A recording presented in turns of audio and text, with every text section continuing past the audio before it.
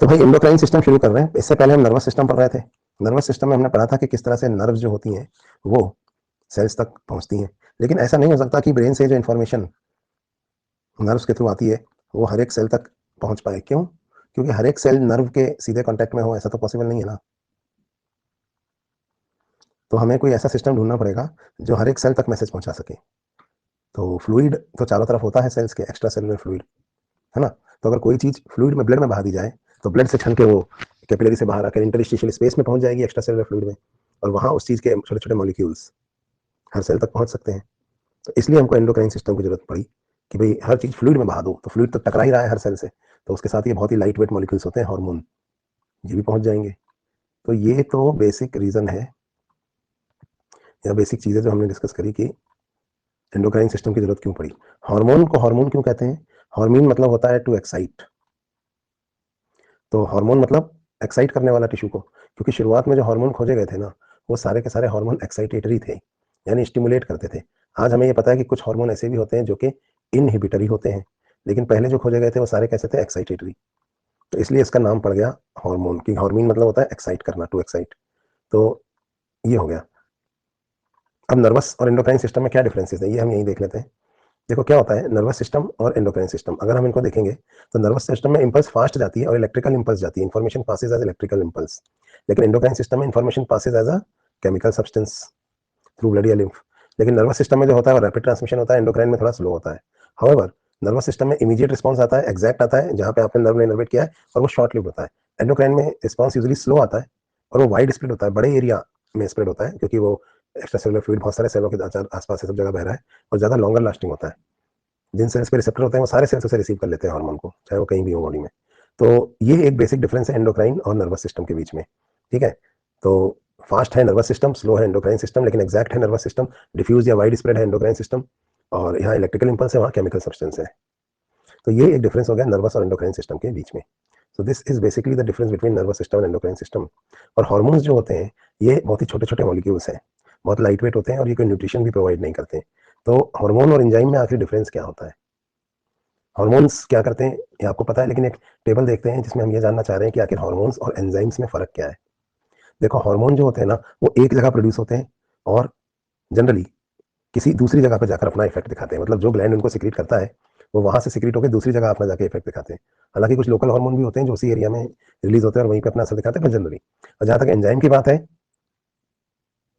ये जनरली क्या होता है, जहां पे प्रोड्यूस हुए वहां पे एक्ट करते हैं, लेकिन ये दूसरी साइड पे भी ले जाए जाते हैं। तो ये बेसिकली कोई बहुत बड़ा डिफरेंस वाला पॉइंट नहीं है, बट ये है कि हार्मोन जनरली आप दूसरी साइड पे जाते ही हैं, जबकि एंजाइम तो जहां प्रोड्यूस हो रहा है वहां भी काम कर सकता है ना। इनको जाना है दूसरी जगह काम करने। हार्मोन का बहुत ही लो मॉलिक्यूलर वेट होता है ताकि आराम से डिफ्यूज हो जाए इसका स्प्रेड ईजी हो, जितना हल्का होगा उतना ईजी स्प्रेड होगा, जबकि एंजाइम का मॉलिक्यूलर वेट हाई होता है। हार्मोन दो तरह के होते हैं, या तो प्रोटीन नेचर के होते हैं या स्टेरॉइड नेचर के। कोलेस्ट्रॉल के डेरिवेटिव्स को हम स्टेरॉल्स के डेरिवेटिव को हम स्टेरॉइड बोलते हैं। तो हार्मोन या तो स्टेरॉइड होते हैं या प्रोटीन होते हैं। अब प्रोटीन में फिर छोटे प्रोटीनों को हम पॉलीपेप्टाइड या फिर और छोटों को हम अमीनो एसिड भी कह सकते हैं। मेनली हार्मोन दो तरह के होते हैं, स्टेरॉइड या प्रोटीन, जबकि एंजाइम तो प्रोटीन ही होते हैं, है ना। हार्मोन क्या करते हैं, अपना काम खत्म करने के बाद यूज अप हो जाते हैं, मतलब कि कंज्यूम हो जाते हैं या मेटाबोलाइज होकर डिस्ट्रॉय हो जाते हैं। लेकिन एंजाइम जो है वो यूज अप नहीं होते हैं अपने एक्शन में। हार्मोन जो है वो लो कॉन्सेंट्रेशन में भी अपना असर दिखाते हैं। ठीक है। और अगर वो ज्यादा कॉन्सेंट्रेशन में होंगे तो उससे एक्सेस वाली बीमारी हो सकती है, और कॉन्सेंट्रेशन अगर जितना चाहिए उससे कम होगा तो डेफिशिएंसी कॉज हो सकती है, डेफिशिएंसी डिसऑर्डर। ठीक है। लेकिन जो एंजाइम है ना, एंजाइम लो कॉन्सेंट्रेशन में एक्ट तो करते हैं, लेकिन आपने पढ़ा होगा एंजाइम का जैसे जैसे आप कॉन्सेंट्रेशन इंक्रीज करोगे ना तो रेट ऑफ रिएक्शन भी लगातार इंक्रीज होती चली जाती है कॉन्सेंट्रेशन के साथ साथ, है ना। तो ये है। और अगली बात, हार्मोन स्लो भी एक्ट कर सकता है और क्विक भी एक्ट कर सकता है, एंजाइम तो हमेशा स्लो ही एक्ट करते हैं। हार्मोन जो है किसी चीज को स्टिमुलेट कर सकते हैं और इनहिबिट भी कर सकते हैं, यानी एक्सेलरेट भी कर सकते हैं और रिटार्ड भी कर सकते हैं। लेकिन एंजाइम तो बस एक्सेलरेट ही करते हैं, रिटार्ड करने वाले कोई एंजाइम नहीं है। अच्छा, हार्मोन से जो रिएक्शन होते हैं ना कंट्रोल, वो रिवर्सिबल नहीं होते, वो एक ही डायरेक्शन में होते हैं। एंजाइम से कंट्रोल रिएक्शन जो है ना वो रिवर्सिबल होते हैं, यानी ये दोनों डायरेक्शन में हो सकते हैं। ये पॉइंट्स जो यहाँ लिखे हैं ये हो सकता है आपको मॉड्यूल में ना मिले, क्योंकि ये कंपैरिजन है हार्मोन एंजाइम का, तो इसका आप स्क्रीनशॉट ले सकते हैं। बाद में अपने नोट्स में अगर कोई पॉइंट आपको लगता है तो लिख सकते हैं। ठीक है, तो ले लिया स्क्रीनशॉट। ये कंपैरिजन था हार्मोन्स और एंजाइम्स के बीच का। चलिए, तो हमने कंपैरिजन भी देखा हार्मोन और एंजाइम के बीच का, और नर्वस सिस्टम और एंडोक्राइन सिस्टम के बीच में क्या फर्क आता है वो भी हमने देखा। ठीक है, तो नर्वस और एंडोक्राइन सिस्टम में क्या फर्क है ये देखा, हार्मोन और एंजाइम में क्या डिफरेंस है वो भी देखा। नए स्टूडेंट्स को कोई वीडियोस नहीं देखना है, आप इसी टॉपिक से स्टार्ट करो, आपके बाकी टॉपिक्स फिर धीरे धीरे सब करा दिए जाएंगे। चलिए, तो एंडोक्राइन सिस्टम और नर्वस सिस्टम वैसे मिल के काम करते हैं, यानी न्यूरल सिस्टम और एंडोक्राइन सिस्टम ज्वाइंटली कोऑर्डिनेट करते हैं और फंक्शंस को रेगुलेट करते हैं बॉडी के अंदर। अच्छा, और ये क्यों करना पड़ता है, मैंने आपको अभी भी बताया कि हमारे सभी सेलों तक नर्व फाइबर्स नहीं पहुंच पाते, लेकिन हर सेल के फंक्शन को कंटिन्यूसली रेगुलेट तो करना है, इसलिए वो फ्लूइड में हम मॉलिक्यूल्स, लो मॉलिक्यूलर वेट वाले केमिकल्स बहाते हैं, जिनको हम हार्मोन कहते हैं, और इस सिस्टम को एंडोक्राइन सिस्टम कहते हैं। थॉमस एडिसन को हम फादर ऑफ एंडोक्राइनोलॉजी बोलते हैं। कुछ वेल नोन एंडोक्राइन ग्लैंड्स यहाँ पे आपको दिखाई दे रहे हैं। ब्रेन में hypothalamus, pituitary, thyroid, parathyroid, thymus भी है यहाँ। ये पैनक्रियाज है, इसमें भी हार्मोन सीक्रेट होते हैं। किडनी के ऊपर एड्रिनल है, और यहाँ ओवेरी या टेस्टिस है। तो ये वही एनसीईआरटी वाला डायग्राम है, इसको हम बाद में पढ़ेंगे जब हम नहीं, ये दूसरा एडिसन था, थॉमस अल्वा एडिसन नहीं है, ये फिजिक्स वाला नहीं, बायो वाला। चलिए, स्पेलिंग में फर्क है देखो। अब एंडोक्राइन ग्लैंड्स करते क्या है, देखिए। एंडोक्राइन ग्लैंड्स ना को एंडोक्राइन क्यों कहा जाता है, क्योंकि जनरली जो ग्लैंड्स होते हैं ना, उनके साथ एक डक्ट एसोसिएटेड होता है, और कोई भी ग्लैंड जो होता है वो अपना सिक्रीशन अपने डक्ट में रिलीज करता है। सपोज ये ग्लैंड है, तो ये इसका डक्ट है, तो कोई भी ग्लैंड अपना सिक्रीशन डक्ट के थ्रू बाहर निकालता है, और डक्ट फिर किसी ट्यूब या ल्यूमन के अंदर खुलता है जाके, ऐसे, है ना। लेकिन एंडोक्राइन ग्लैंड जो होते हैं ना, इसमें जो सेल्स होते हैं, ये सेल्स अपना सिक्रीशन सीधा ब्लड वेसल में रिलीज करते हैं, ब्लड कैपिलरी में। तो एंडोक्राइन, तो ये जो डक्ट वाले ग्लैंड्स होते हैं, इनको हम एक्सोक्राइन ग्लैंड्स कहते हैं। ये अलग अलग जगह होते हैं, जैसे एंजाइम सिक्रीट करने वाले ग्लैंड, टीयर सिक्रीट करने वाले, स्वेट सिक्रीट करने वाले, सीबम सिक्रीट करने वाले। तो एंजाइम सिक्रीशन डक्ट वाले ग्लैंड करते हैं, टीयर हो गया, स्वेट हो गया, सीबम हो गया, है ना। लेकिन जो हार्मोन होता है ना, वो सीधा ब्लड में रिलीज होता है। तो डक्ट ना होने की वजह से, विदाउट डक्ट, सेल्स अपना सिक्रीशन सीधा किस में कर रहे हैं, ब्लड में। इन्हें कहा जाता है डक्टलेस ग्लैंड्स या एंडोक्राइन ग्लैंड्स। तो ये होते हैं एंडोक्राइन ग्लैंड्स, ठीक है। अब यहाँ पे कुछ और बातें, एंडोक्राइन ग्लैंड अपना सिक्रीशन सीधा ब्लड में पोर करते हैं, दे लैक डक्ट, इसलिए इनको डक्टलेस कहते हैं। सब मैंने पढ़ा दिया है, ऐसे अंडरलाइन करा रहा हूँ, ठीक है। हार्मोन को हार्मोन क्यों कहते हैं मैंने बताया, क्योंकि टू एक्साइट मतलब हार्मोन होता है। अब हम बात करेंगे type of endocrine glands. Endocrine glands को हम अलग अलग तरह से क्लासिफाई कर सकते हैं। तो यहाँ पे अगली चीज जो हम पढ़ने जा रहे हैं वो है टाइप ऑफ एंडोक्राइन ग्लैंड्स। तो एंडोक्राइन ग्लैंड्स दोस्तों दो तरीके के हो सकते हैं।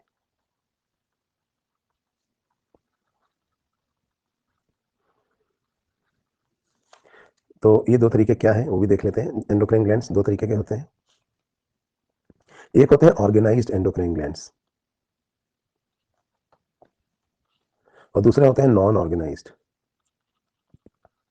जो ऑर्गेनाइज्ड एंडोक्राइन ग्लैंड्स होते हैं ना, यहाँ पे हार्मोन सिक्रीटिंग सेल्स एक साथ होते हैं। Hormone secreting cells are arranged together in a cluster या ग्रुप, ठीक है। सारे सेल सिमिलर होते हैं, एक जैसे होते हैं, और एक क्लस्टर या ग्रुप में अरेंज होते हैं। तो इनको हम कहते हैं ऑर्गेनाइज्ड एंडोक्राइन ग्लैंड्स। और यहाँ पे जो main function of the gland होता है,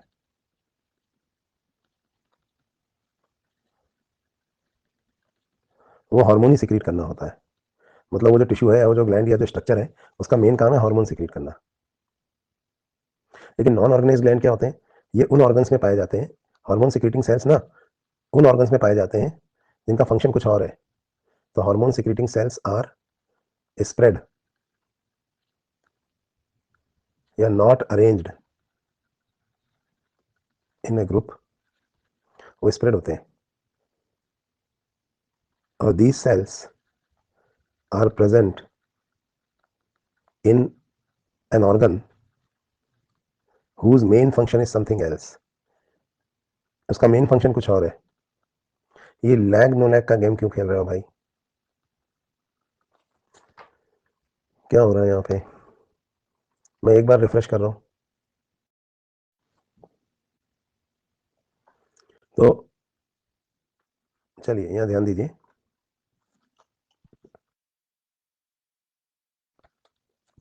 मतलब ये सेल एक ऐसे ऑर्गन में पाए जाते हैं जिसका मेन फंक्शन कुछ और है। अभी मैं दोनों को एग्जांपल से समझाता हूँ। जैसे है ना, अपना पिट्यूटरी ग्लैंड है, उसका मेन फंक्शन हार्मोन सिक्रीट करना ही है। या थायराइड ग्लैंड है, उसका मेन फंक्शन हार्मोन सिक्रीट करना ही है, ठीक है। पेनक्रियाज में भी, हालांकि पेनक्रियाज मिक्स ग्लैंड है, एंडोक्राइन और एक्सोक्राइन दोनों है, हेटेरोक्राइन है, लेकिन उसका भी मेन फंक्शन तो यही है ना। उसके सेल्स जो है वो एक साथ ऑर्गेनाइज होते हैं, वो हार्मोन सिक्रीट करते हैं। टेस्टीज में भी ये सेल्स ऑर्गेनाइज है और हार्मोन सिक्रीट करते हैं। ओवेरी में भी ऐसा है।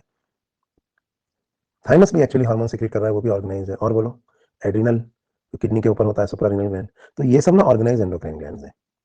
अब नॉन ऑर्गेनाइज एंडोक्राइन ग्लैंड बताता हूँ मैं आपको। जैसे हार्ट, अब हार्ट का फंक्शन कुछ और है, लेकिन हार्ट के अंदर आपको पता है एट्रिया जो होते हैं ना हार्ट के, वो एएनएफ सिक्रीट करते हैं। इसी तरह से पोइकिंसन सेल्स पाए जाते हैं किडनी के जेजी एपेरेटस में। अब वो इरिथ्रोपोइटिन सिक्रीट करते हैं। इसी तरह से एलिमेंट्री कैनाल में गैस्ट्रिन हार्मोन सिक्रीट होता है, सिक्रीटिन हार्मोन सिक्रीट होता है। तो एलिमेंट्री कैनाल के काम तो कुछ और है, लेकिन वो साथ में कुछ हार्मोन भी सिक्रीट करती है, गैस्ट्रिन, सिक्रीटिन, याद करो डुडेनम से सीसी के, है ना। तो अब इन ऑर्गन्स का काम तो कुछ और है, लेकिन ये हार्मोन भी सिक्रीट, इनमें ऐसे सेल भी पाए जाते हैं जो हार्मोन सिक्रीट करते हैं, है ना। तो ये होता है difference between organised and non organised glands. मतलब इन ऑर्गन्स का काम कुछ और है, main function is something else.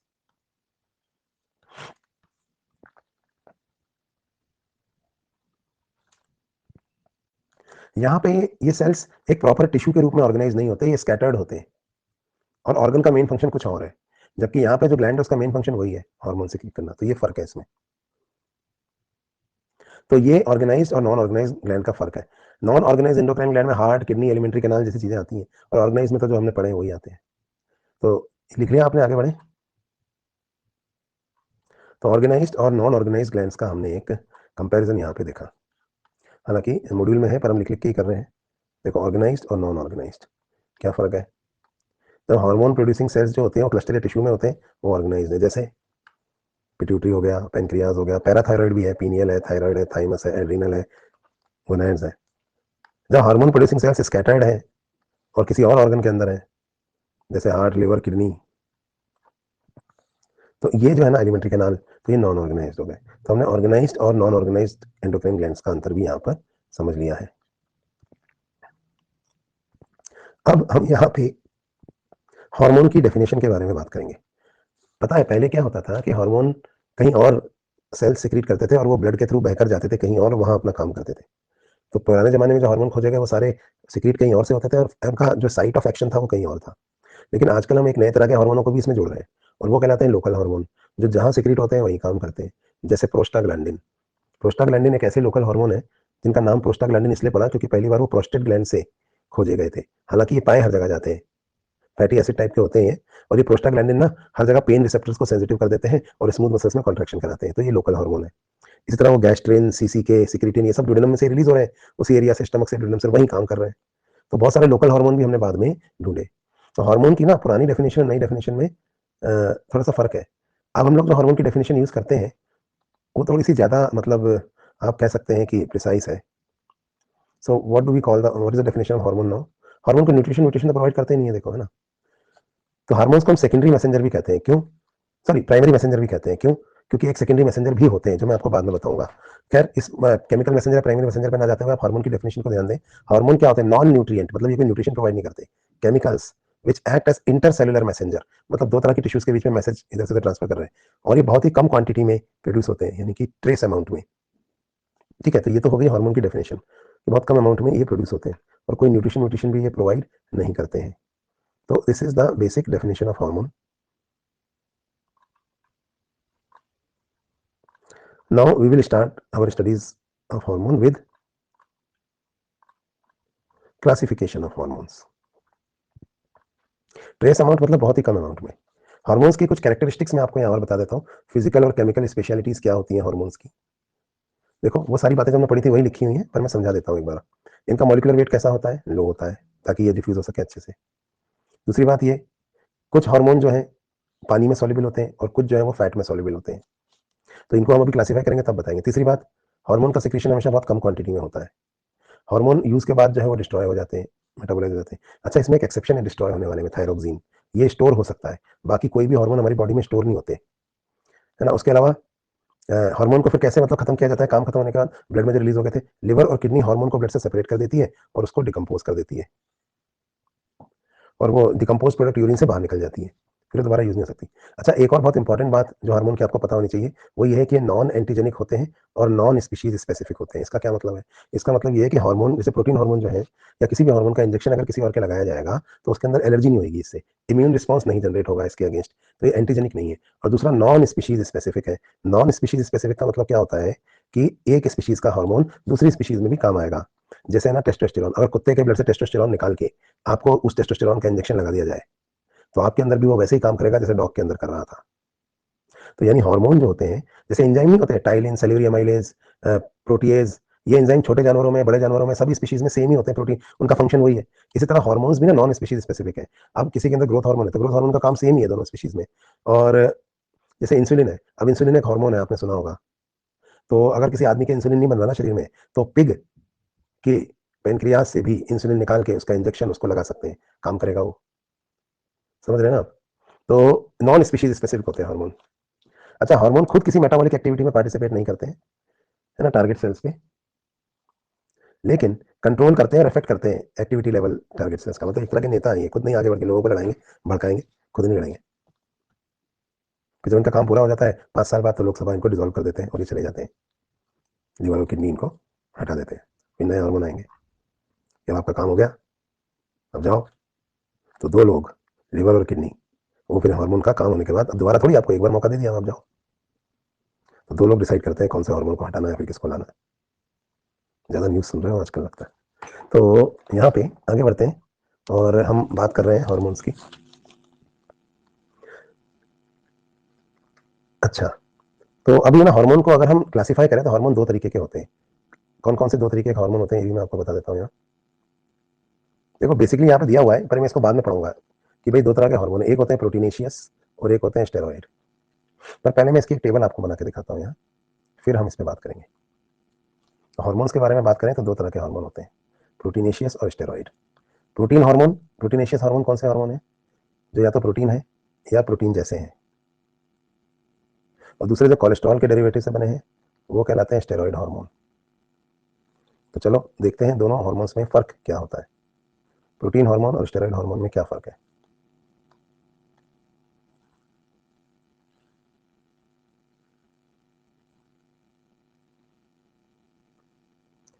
तो भाई जो प्रोटीन हार्मोन है ना,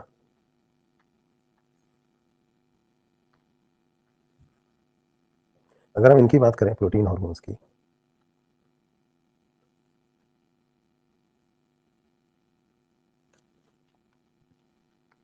वॉइस क्रैक हो रही है, किसी को ऐसा लग रहा है क्या? युक्ति जी, आपका लैपटॉप का कुछ प्रॉब्लम होगा, एक बार और आप रिफ्रेश करो।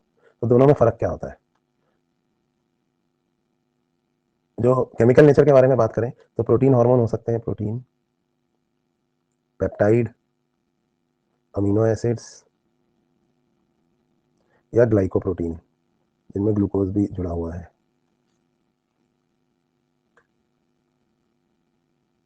जबकि स्टेरॉइड हार्मोन जो होते हैं ना, ये क्या होते हैं?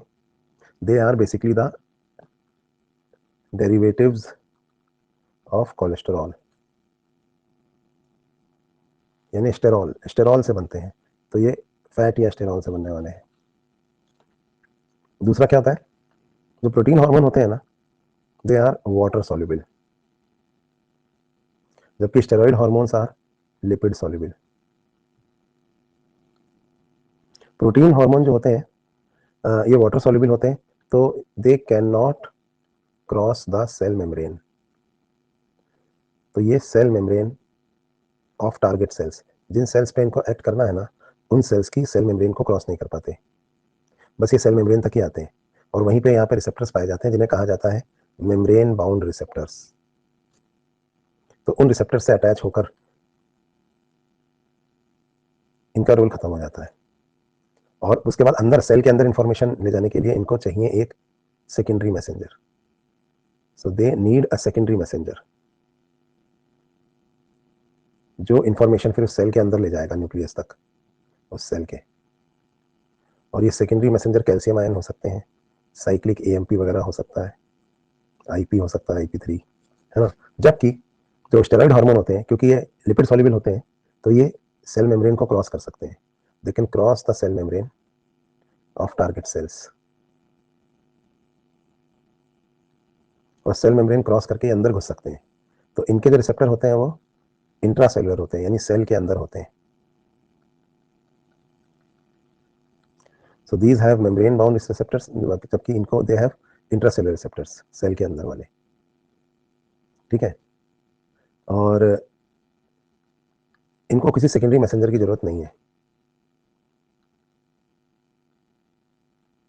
मतलब अंदर ये डायरेक्ट घुस सकते हैं। मैं आपको अंतर समझाता हूँ सेकेंडरी मैसेंजर का काम क्या होता है। जैसे मान लो आप अपने घर में बैठे हो, अपने ऑफिस में, आप अपने ऑफिस में बैठे हो, आपका ऑफिस सेल का न्यूक्लियस जो होता है ना, जैसे तो आप अपने न्यूक्लियस में बैठे हो अपने ऑफिस में। दो तरह के लोग हैं, एक है जैसे ना बिजली के बिल वाला, आपने बिजली का बिल जमा नहीं किया, तो इलेक्ट्रिसिटी डिपार्टमेंट से लोग आए हैं, वो आकर आपके गेट तक, आपके ऑफिस के गेट तक आते हैं, अंदर नहीं आएंगे, वो गेट तक आएंगे और आकर बोलेंगे ये बिल है, ये अंदर जाके साहब को दे दो, जमा नहीं हुआ है, जमा कराओ उसको। तो फिर वो आपका जो चपरासी है वो उनसे बिल ले लेगा और वो चपरासी बिल आप तक लेके आएगा। तो चपरासी जो है वो सेकेंडरी मैसेंजर है, क्योंकि वो अंदर ही है, सेल के अंदर ही है। तो ये सेल मेम्ब्रेन तक आते हैं, यानी आपके दरवाजे तक आते हैं, अंदर नहीं घुसते। दरवाजे पर ही आपको लेटर दे देते हैं और आप वो लेटर लेकर, आपका चपरासी वो लेटर रिसीव करता है, वो सेकेंडरी मैसेंजर है। ये खुद कौन थे? Primary messengers. ठीक है, और ये अंदर अंदर नहीं आता है, उसको लेटर देते हैं और वहीं से चले जाएंगे, और वो चपरासी फिर अंदर लेके आता है आप तक लेटर की ये है ना। तो ये तो होते हैं प्रोटीन वाले, प्रोटीन हार्मोन। लेकिन स्टेरॉइड हार्मोन पता है कौन है? ये है इनकम टैक्स की रेड वाले लोग। ये दरवाजे पे नहीं रुकेंगे, ये सीधा अंदर घुसेंगे और ये सीधा आपके पास आके आपको वारंट देंगे, हम देखो ये लो इनकम टैक्स की रेड मारने आए हम, है ना। तो ये आपके दरवाजे पे रुकने वाले नहीं है, सीधा अंदर घुस जाएंगे और आप तक सीधे पहुंचेंगे और आपको सीधा ऑर्डर देंगे, ये लीजिए ऑर्डर्स, है ना, वारंट सर्च का। तो कहने का मतलब ये स्टेरॉइड जो हार्मोन होते हैं अंदर आते हैं। ठीक है, तो अच्छा दूसरा क्या, प्रोटीनेशियस हार्मोन जो होते हैं ना, प्रोटीन हार्मोन जो होते हैं ये ना क्विक एक्टिंग होते हैं, जल्दी एक्ट करते हैं, इनका एक्शन ना क्विक होता है ना, और बहुत ज्यादा लंबा नहीं चलता, क्विक एक्शन होता है एंड एंड्स क्विकली। स्टार्ट भी जल्दी होता है और जल्द खत्म भी जल्दी होता है ना, starts quickly and finishes fast. ठीक है, जबकि स्टेरॉइड हार्मोन जो होते हैं ना, इसका इनका जो एक्शन है ना वो स्लो ऑनसेट होता है, slow onset of action. Action का ऑनसेट स्लो होता है पर लॉन्गर लास्टिंग होता है, ज्यादा समय तक रहता है, जल्दी खत्म नहीं होता। दूसरा, स्टेरॉइड हार्मोन जो होते हैं acts precisely on a small target area, ये प्रिसाइसली एक छोटे टारगेट एरिया पे एक्ट करते हैं या सेल्स पे। और स्टेरॉइड हार्मोन होते हैं ना, they act over a large area, ये बड़े एरिया पे एक्ट करते हैं, एरिया या टिश्यू। मैं आपको समझाता हूं, क्या उल्टा बोल दिया भाई Mukesh. Proteinaceous hormone small area पे एक्ट करते हैं, स्टेरॉइड हार्मोन जो है वो लार्ज एरिया पे एक्ट करते हैं। सही लिखा है ना? हाँ, लिखा सही है ना। मैं आपको समझाता हूँ फर्क, दोनों में क्या फर्क है। जैसे एग्जांपल से समझाता हूँ आपको। देखो, एक हार्मोन है एड्रीनलिन, जिसको कि हम एपिनेफ्रिन भी कहते हैं। जब डर लगता है ना तो दिल की धड़कन एकदम से तेज हो जाती है, धक धक धक धक धक धक, डर की वजह से। लेकिन जैसे ही डर लगना खत्म होता है दिल की धड़कन नॉर्मल हो जाती है, 5 मिनट में सब ठीक हो गया।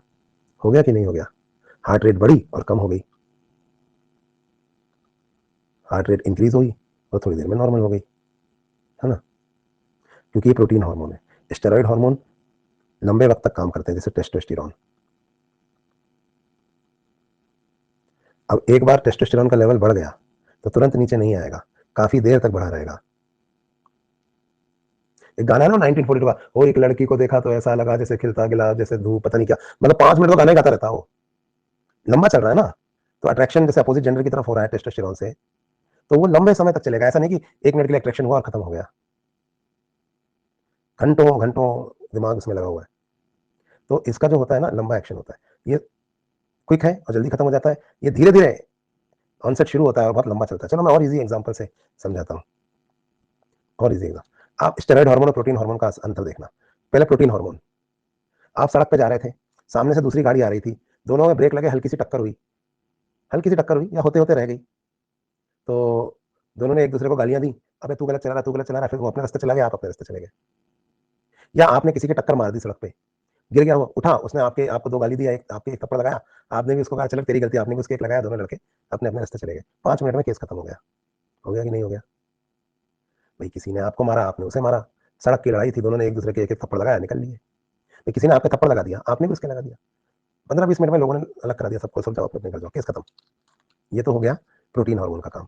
लेकिन तुरंत हुआ, आपने देखा, जैसे ही उसने आपके थप्पड़ लगाया, आपने भी उसके थप्पड़ लगाया और लड़ाई खत्म हो गई। तो तुरंत हुआ और जल्दी खत्म हो गया। अब स्टेरॉइड हार्मोन सुनो।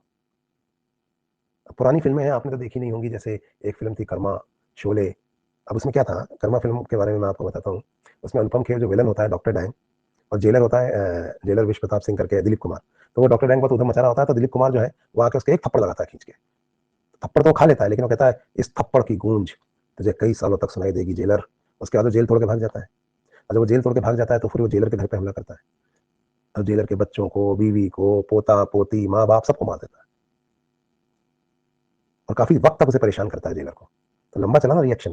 पहले वाले केस में तुरंत रिएक्शन आया और खेल खत्म, दूसरे वाले में लंबा चला। जैसे बाप का, दादा का, भाई, एक तो फैसल का खून खोलता नहीं है, और जब फैसल का खून खोलता है तो बाप का, दादा का, भाई का, सबका बदला लेगा फिर वो। बात समझ में आई नहीं? तो स्टेरॉइड हार्मोन स्लो ऑनसेट होते हैं। अरे तेरा खून कब फैल, ये भी देखी होगी आपने पिक्चर गैंग्स ऑफ वसीपुर, तेरा खून कब खोलेगा फैसल। तो फैसल का खून खोल ही नहीं रहा, स्लो ऑनसेट है। लेकिन एक बार जब खून खोला तो उसने लार्ज एरिया पे एक्ट किया। देखो ये तो प्रिसाइसली स्मॉल एरिया पे एक्ट करता है, लेकिन ये बड़े एरिया पे एक्ट करता है। बाप, दादा, भाई सबको मारेगा, सबका बदला लेगा फिर ये। समझ में आई बात नहीं? तो ऑनसेट ऑफ एक्शन स्लो है, लेकिन बड़े एरिया पे होता है जब होता है, और लंबे वक्त तक रहता है। तो आपको प्रोटीन हार्मोन और स्टेरॉइड हार्मोन के फर्क समझ में आए? प्रोटीन हार्मोन उन चीजों के लिए होता है जो तुरंत होती है और कम हो जाती है। स्टेरॉइड हार्मोन उन चीजों के लिए होता है जो लंबे समय तक रखनी है, जैसे एड्रेनलिन, नॉर एड्रेनलिन, ये हार्ट रेट को इंक्रीज डिक्रीज करते हैं। जो डाइजेशन में आपके हार्मोन यूज होते हैं एलिमेंट्री कैनाल में, ये सब हार्मोन कर क्या रहे हैं? छोटे छोटे काम कर रहे हैं ना, थोड़ी देर का डाइजेशन है, खत्म हो जाएगा। जबकि टेस्टोस्टेरोन, एस्ट्रोजन, ये तो लंबी आग लगा रहे हैं, लंबी मतलब कंटिन्यूअस, कई दिनों तक, महीनों तक, और इससे तो चेंजेस भी आएंगे बॉडी के अंदर, और ऐसे चेंजेस आएंगे कि पूरे रिप्रोडक्टिव सिस्टम में चेंजेस आने लगेंगे। तो ये बड़ा काम कर रहे हैं, लंबे समय तक काम कर रहे हैं, लेकिन स्लोली स्लोली कर रहे हैं। तो आपको प्रोटीन हार्मोन और स्टेरॉइड हार्मोन का फर्क समझ में आ गया? तो ये हमने एक टेबल यहाँ पे बना ली है प्रोटीन और स्टेरॉइड हार्मोन की। ये आपने बना ली हो तो हम आगे बढ़े।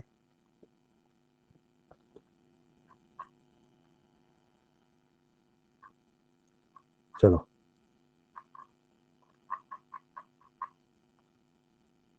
तो ये तो प्रोटीन और स्टेरॉइड हार्मोन के बारे में बात हुई।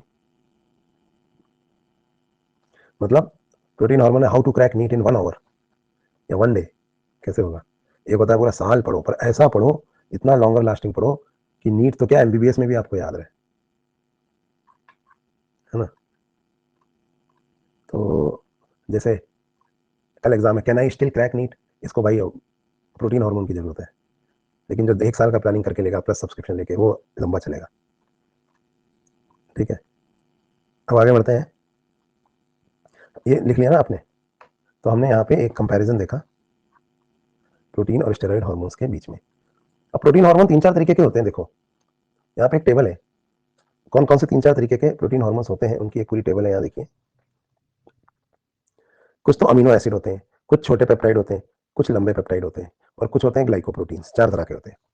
तो इनको हम पढ़ेंगे बाद में एक एक करके। अमीनो एसिड वाले हैं जैसे थायरोक्सिन है, एपिनेफ्रीन है, नॉर एपिनेफ्रीन है, एड्रेनलिन वगैरह, है ना? ये कहाँ से सिक्रेट होते हैं ये भी बताऊंगा, थायराइड से, एड्रेनल से। शॉर्ट पेप्टाइड्स में आते हैं एडीएच और ऑक्सीटोसिन, एमएसएच, सोमेटोस्टेनिन।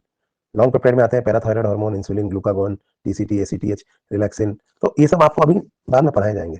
ग्लाइकोप्रोटीन में भी कुछ आते हैं, टीएसएच वगैरह। फिर स्टेरॉइड हार्मोन जो होते हैं, एक और फर्क होता है प्रोटीन और स्टेरॉइड हार्मोन में, मैं यही लिख देता हूँ।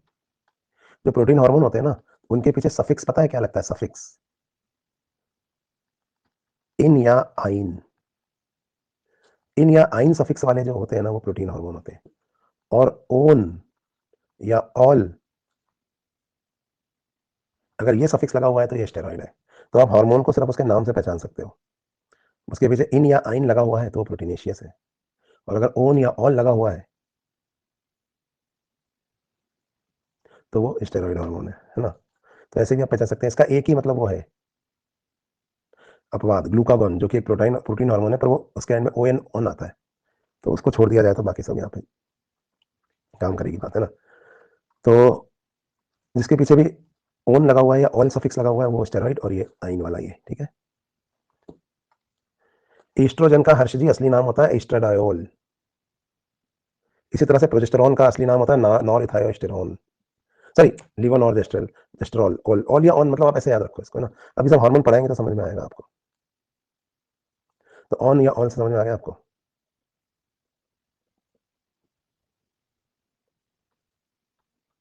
चलिए, तो ये तो हमने यहाँ पे एक चीज देखी। मेम्ब्रेन बाउंड रिसेप्टर या इंट्रासेलुलर रिसेप्टर क्या होते हैं, इसको हम समझेंगे जब हम mechanism of action of hormone पे बात करेंगे। तो चलो अब हम बात करते हैं mechanism of action of hormone पे। तो दो तरह के हार्मोन है, प्रोटीन हार्मोन, स्टेरॉइड हार्मोन। दोनों का ही मैकेनिज्म ऑफ एक्शन जो है वो अलग अलग है।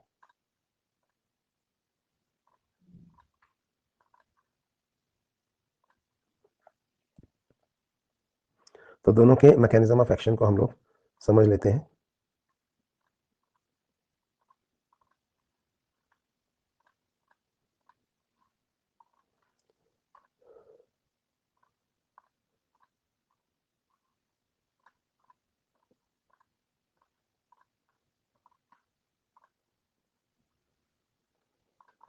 चलिए जरा सा अंडरलाइन कर लें इसको। एक बार हार्मोन ब्लड स्ट्रीम में एंटर कर जाए तो किसी भी सेल तक पहुंच सकता है, लेकिन उस सेल पर उस हार्मोन के रिसेप्टर होने चाहिए। ठीक है, उस सेल पर उस हार्मोन के रिसेप्टर होने चाहिए, तभी वो उस पर एक्ट करेगा। समझे बात को? हार्मोन के रिसेप्टर जिस और एक एक जो सेल होता है ना, उस पर एक से ज्यादा हार्मोन के भी रिसेप्टर हो सकते हैं। दो बातें याद रखें। पहला, कोई हार्मोन किसी किसी भी सेल पे एक्ट नहीं कर सकता, कोई भी हार्मोन उसी सेल पे एक्ट कर सकता है जिसमें उस सेल के लिए रिसेप्टर हो, सॉरी उस हार्मोन के लिए रिसेप्टर हो जिस सेल के पास। तो जिस सेल के पास जिस हार्मोन के रिसेप्टर होते हैं वो हार्मोन उसी पे एक्ट कर सकता है। और दूसरा, एक सेल पे एक से ज्यादा हार्मोन के भी रिसेप्टर हो सकते हैं। ठीक है,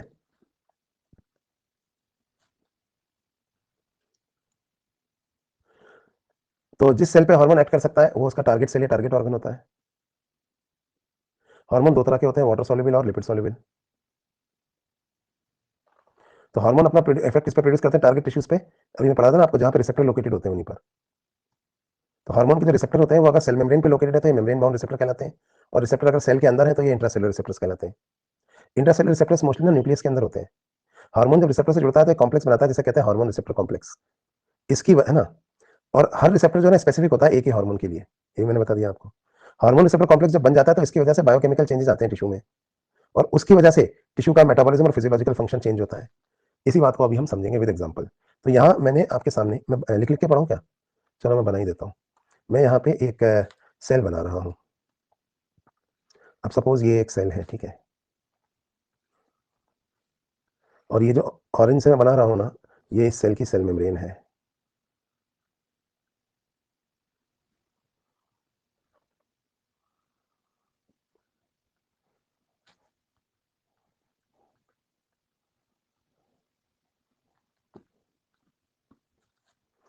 अब देखो ये सेल है और ये सेल के अंदर का न्यूक्लियस है। ठीक है, और न्यूक्लियस के अंदर तो आपको पता ही है जेनेटिक मटेरियल होता है।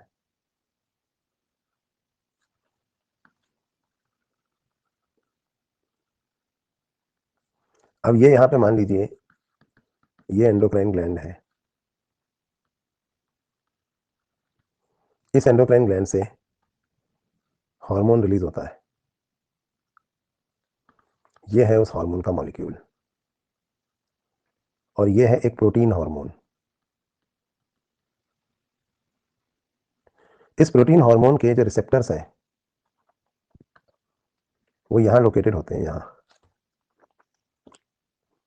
सेल मेम्ब्रेन में। इस पर ये मतलब जुड़ सकता है ये हार्मोन आके यहाँ। तो ये देखिए सेल मेम्ब्रेन के ऊपर इस हार्मोन के रिसेप्टर्स हैं।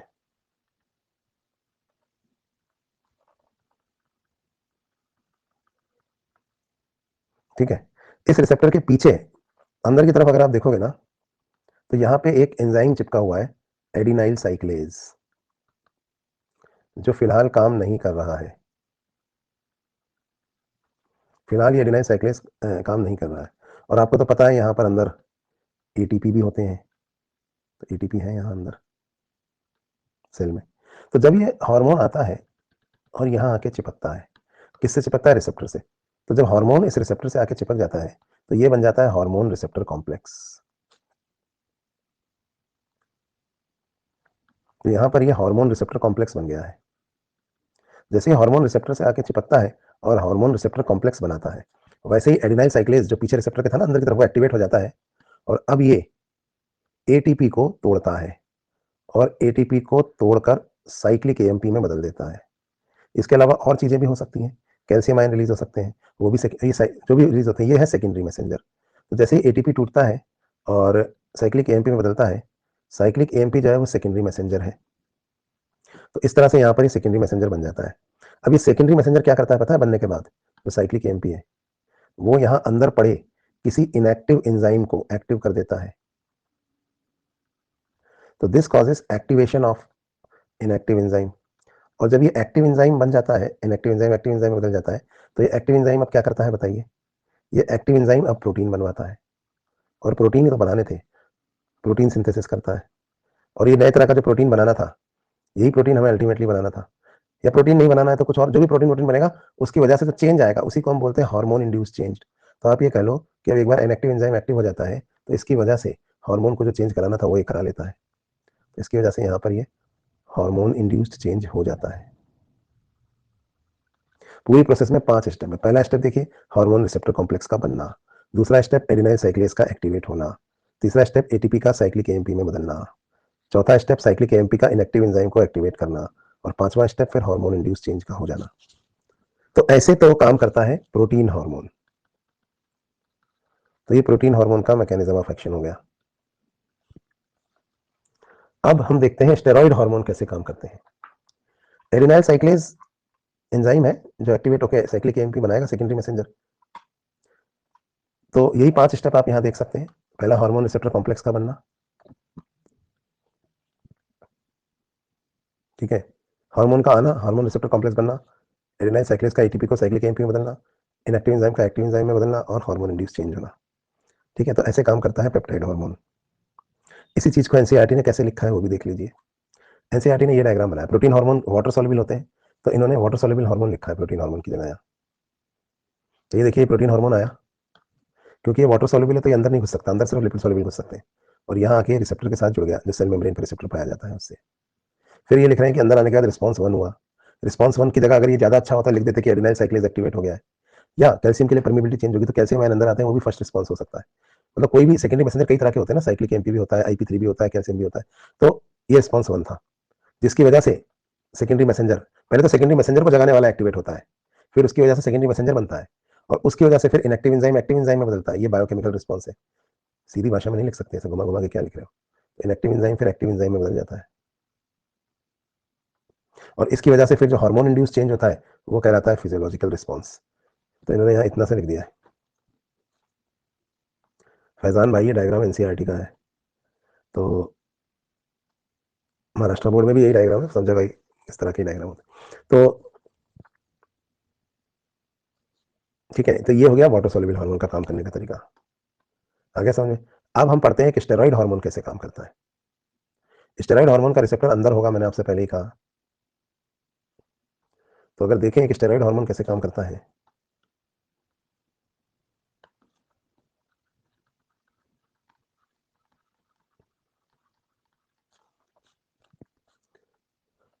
तो फिर से एक बार मैं यहाँ पे सेल बना रहा हूँ।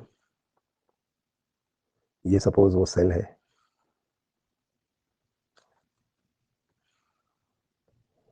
और ये इसकी सेल मेम्ब्रेन।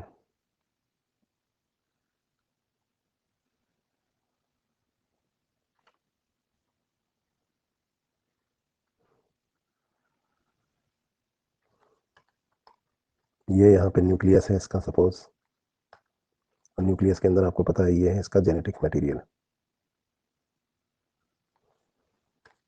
ठीक है। और इधर यहाँ पे ये है हमारा एंडोक्राइन ग्लैंड। ये कोई एंडोक्राइन ग्लैंड है जो इस बार स्टेरॉइड हार्मोन सिक्रीट करने वाला है। तो इस एंडोक्राइन ग्लैंड से ये एक स्टेरॉइड हार्मोन का मॉलिक्यूल यहाँ पे रिलीज हुआ है।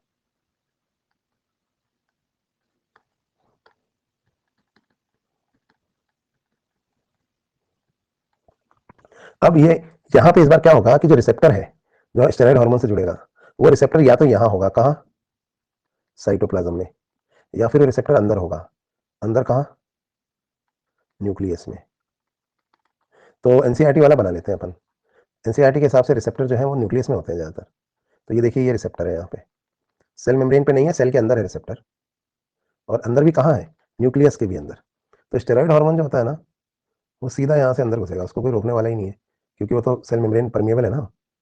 तो अंदर घुस गया ये तो क्रॉस कर जाएगा सेल मेम्ब्रेन को, और अंदर आकर जब ये यहाँ इससे जुड़ेगा तो ये भाइयों बनेगा हार्मोन रिसेप्टर कॉम्प्लेक्स। तो यहाँ पे आप देख सकते हैं ये HR कॉम्प्लेक्स बन गया है, हार्मोन रिसेप्टर कॉम्प्लेक्स।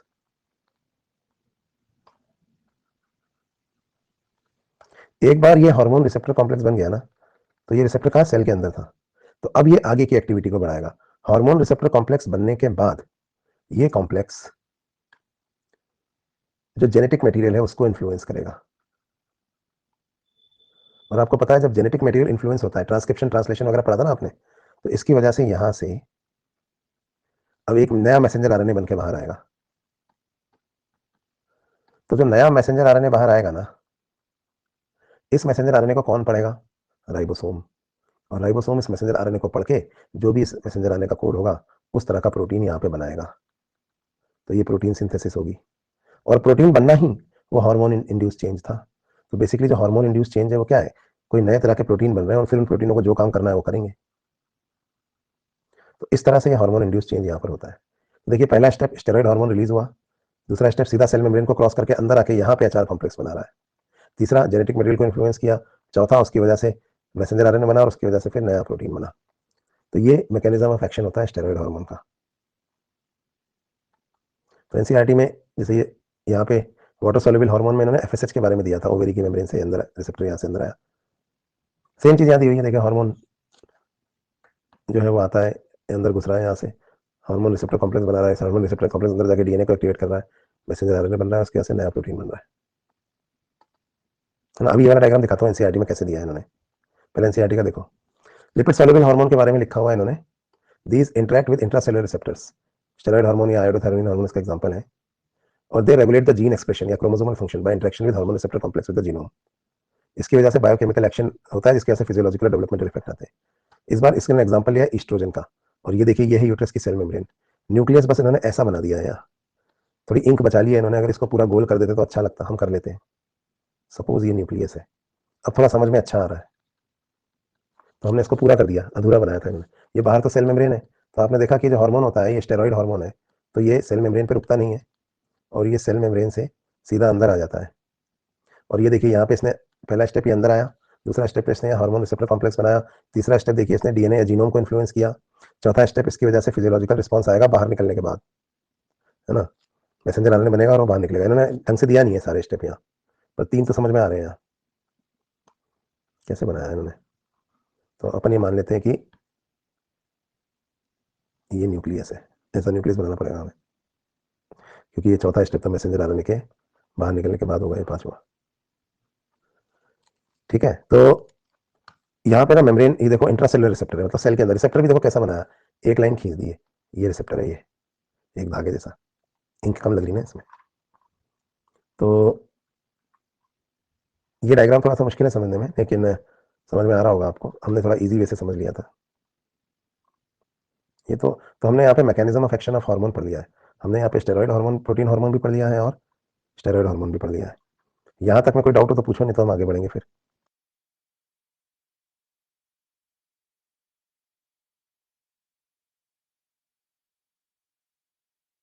चलो फिर आगे बढ़े। तो अब हम ना एंडोक्राइन सिस्टम प्रॉपर शुरू करेंगे। एंडोक्राइन सिस्टम प्रॉपर हम पढ़ेंगे एक एक करके, सब एंडोक्राइन ग्लैंड्स के बारे में यहाँ पे हम पढ़ना शुरू करते हैं। ठीक है, सबसे पहले जो सुप्रीम कमांडर है पूरे एंडोक्राइन सिस्टम का, वो कौन है? वो है हाइपोथैलेमस।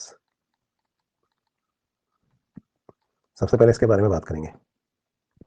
फिर इसका मैनेजर कौन है? इसका मैनेजर जो इसके अंडर में काम करता है वो है पिट्यूटरी, और पिट्यूटरी के अंडर में फिर अलग अलग एंडोक्राइन ग्लैंड्स काम करते हैं।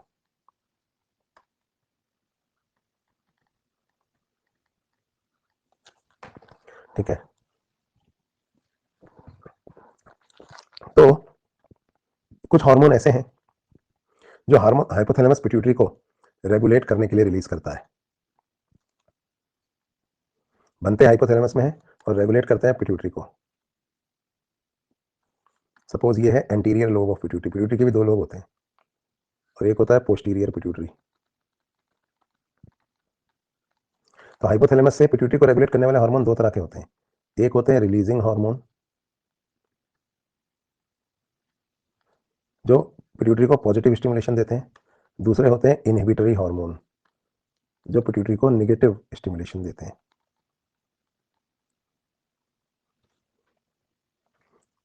ठीक है, तो दो तरह के हार्मोन होते हैं, रिलीजिंग हार्मोन और इनहिबिटरी हार्मोन। इसके अलावा कुछ और भी हार्मोन है जो बनते तो हाइपोथैलेमस में है लेकिन स्टोर कहाँ होते हैं, पोस्टीरियर पिट्यूटरी में, सिंथेसाइज्ड इन हाइपोथैलेमस और stored in pituitary, posterior pituitary. तो ये कुछ हार्मोन्स हैं जिनके बारे में हम पढ़ेंगे। अब पिट्यूटरी से कुछ हार्मोन निकलते हैं जो एंडोक्राइन ग्लैंड्स तक जाते हैं। तो रिलीजिंग हार्मोन के पीछे सफिक्स लगता है RH और इनहिबिटरी हार्मोन्स के पीछे सफिक्स लगता है IH। इसके रिस्पॉन्स में पिट्यूटरी से कुछ हार्मोन निकलते हैं जिन्हें हम कहते हैं SH, स्टिमुलेटिंग हार्मोन।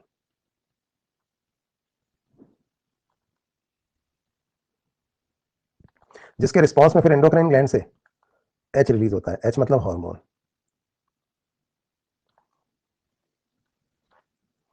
तो सफिक्स में H मतलब हार्मोन, SH मतलब स्टिमुलेटिंग हार्मोन, RH मतलब रिलीजिंग हार्मोन, IH मतलब इनहिबिटरी हार्मोन। तो हाइपोथैलेमस और पिट्यूटरी के बीच में RH IH वाले हार्मोन चलते हैं। तो हाइपोथैलेमस है कि ये तो नर्वस सिस्टम का हिस्सा है, ये कोई एंडोक्राइन ग्लैंड थोड़ी है। तो हाइपोथैलेमस की कहानी भी बड़ी इंटरेस्टिंग है। हाइपोथैलेमस में होते तो हैं न्यूरॉन्स, लेकिन कुछ और न्यूरॉन का काम क्या होता है बताओ मुझे। न्यूरॉन का काम होता है इंपल्स कंडक्ट करना, है ना। लेकिन कुछ न्यूरॉन ये डिसाइड करते हैं कि हम इंपल्स कंडक्शन करने का काम नहीं करेंगे, हम तो हार्मोन सिक्रीशन का काम करेंगे। और क्योंकि हम नर्वस सिस्टम, तो हम कहलाएंगे न्यूरो सिक्रीटरी सेल्स। तो ध्यान से सुनिए, हाइपोथैलेमस में पाए जाते हैं न्यूरॉन्स। अब सपोज जैसे ये हाइपोथैलेमस है, हाइपोथैलेमस के अंदर न्यूरॉन्स पाए जाते हैं जिनका काम होता था इंपल्स कंडक्ट करना। लेकिन कुछ न्यूरॉन्स ने क्या डिसाइड किया कि हम इंपल्स कंडक्ट नहीं करेंगे, हम तो हार्मोन सिक्रीट करेंगे, इस धंधे में ज्यादा कमाई है। मतलब होता है ना, जैसे MBBS करा, डॉक्टर हैं, गरीबों की सेवा करनी चाहिए, मरीजों की सेवा करनी चाहिए, लेकिन कोचिंग में पढ़ा रहे हैं, है ना। इसमें हम तो ये धंधा करेंगे, तो है तो डॉक्टर लेकिन कोचिंग में पढ़ा रहे हैं, है ना। तो इसी तरह से न्यूरॉन्स जो हाइपोथैलेमस में होते हैं, इनका काम क्या था बोलिए, इंपल्स कंडक्ट करना। लेकिन इन्होंने कहा हम तो हार्मोन सिक्रीट करेंगे, इसी में कमाई ज्यादा। जो खुद को रोस्ट नहीं कर सकता उसे दूसरों को रोस्ट करने का कोई अधिकार नहीं है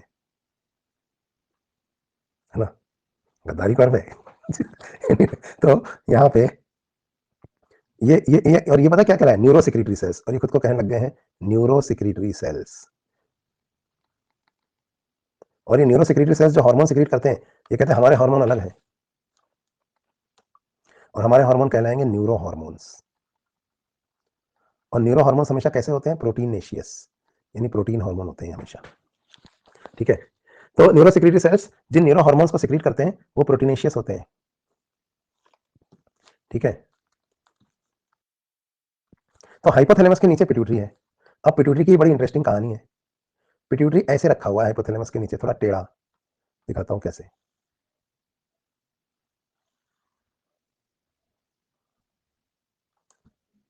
और पिट्यूटरी के होते हैं 3 लोब, एंटीरियर, मिडिल और पोस्टीरियर। जो पोस्टीरियर पिट्यूटरी वाला होता है ना, ये हिस्सा, वो ये रहा जैसे, ये कहलाता है पोस्टीरियर पिट्यूटरी। ये थोड़ा सा मिडिल लोब है, और ये जो आपको इधर दिख रहा है ये क्या है, ये एंटीरियर है। एक मिडिल लोब भी होता है बीच में जिसको हम मिडिल लोब कहते हैं, लेकिन हमारे केस में मिडिल लोब एंटीरियर लोब का ही हिस्सा होता है।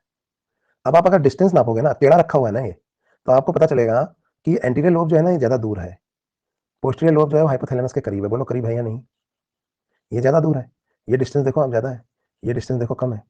तो ये ज्यादा दूर है ना, दूर मतलब डिस्टल, तो इसको क्या बोलते हैं हम, पार्स डिस्टालिस। ठीक है, बीच वाले को हम इंटरमीडिएट कह देते हैं, पार्स इंटरमीडिएटा। और जो पीछे वाला ना पोस्टीरियर लोब, ये तो एक्चुअली इसमें भी न्यूरोग्लिया वगैरह होते हैं इसमें, तो ये थोड़ा नर्वस सिस्टम जैसा ही है, तो इसको बोलते हैं पार्स नर्वोसा। अभी न्यूरो सेक्रेटरी सेल्स को देखो। अब क्या होता है, कुछ आपको मैंने एक बात बताई थी, पोर्टल वेन, पोर्टल सिस्टम याद है आपको। पोर्टर सिस्टम में मैंने आपको क्या बताया था कि डीऑक्सीजनेटेड ब्लड सीधा जो है वो वीना कावा में नहीं गिरता। तो यहाँ पे क्या होता है कि हाइपोथैलेमस का जो डीऑक्सीजनेटेड ब्लड है ना, ये एक वेन के थ्रू बाहर आता है और ये वेन कहलाती है हाइपोफाइसियल पोर्टल वेन।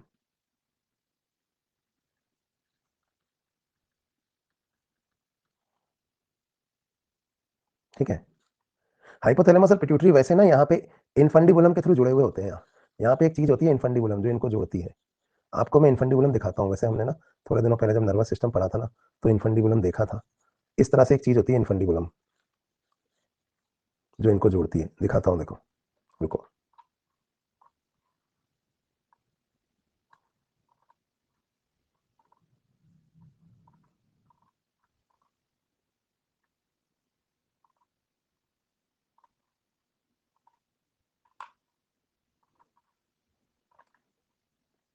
ये डायग्राम्स आपको याद होंगे।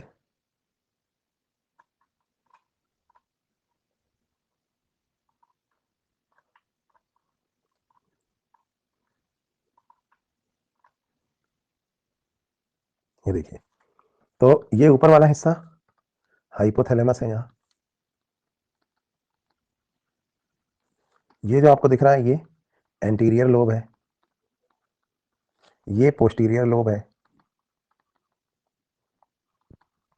और ये है ना, ये मिडिल लोब है। ये छोटा सा, हमारे केस में मिडिल लोब एंटीरियर का ही हिस्सा होता है, और ये छोटा सा इधर पोस्टीरियर लोब है। तो ये लोब्स आपको यहाँ दिख रहे हैं पिट्यूटरी के, है ना। और यहाँ भी देख सकते हैं आप, यहाँ भी देख सकते हैं। और ये हिस्सा इनफंडिबुलम है। देखो, ये जो हाइपोथैलेमस को पिट्यूटरी से जोड़ रहा है। इस हिस्से को हम क्या कहते हैं? इस हिस्से को, ये हिस्सा देखो, ये इनफंडिबुलम है। ठीक है। सेम डायग्राम एनसीईआरटी में भी है। मैं आपको एनसीईआरटी वाला भी दिखाता हूं।